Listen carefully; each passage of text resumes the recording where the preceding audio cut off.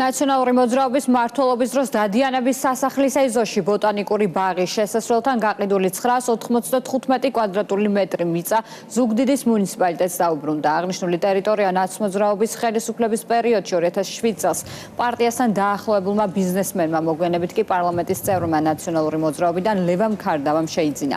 ქარდავამ აღნიშნული მიწის ნაკვეთი 2015 წელს გია უბირიაზე გაასხვისა, უბირიასგან კი აღნიშნული მიწის ნაკვეთი 2020 წელს ლაზეთი გრუპმა შეიძინა. სამეგრელო ზემოსვანეთის სახელმწიფო რწმუნებულის ადმინისტრაცია და ზუგდიდის მერია ქალაქისთვის დაბრუნებულ მიწის ტერიტორიაზე სოციალურ-კულტურული ობიექტის მოწყობას გეგმავს. პროექტზე მუშაობის პროცესში შესაბამისი სამსახურები ჩაერთვებიან.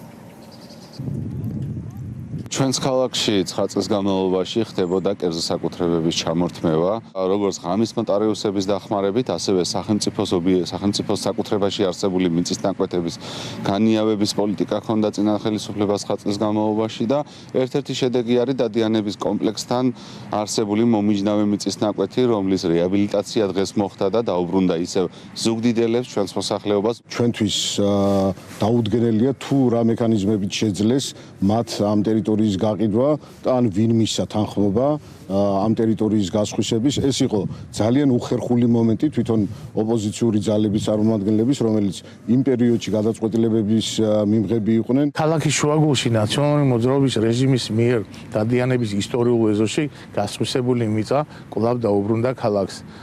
ჩვენ მერიასთან ერთად ვიმუშავებთ, რომ ამ ტერიტორიაზე მოეწყოს სოციალურ-კულტურული დატვირთვის სივრცე.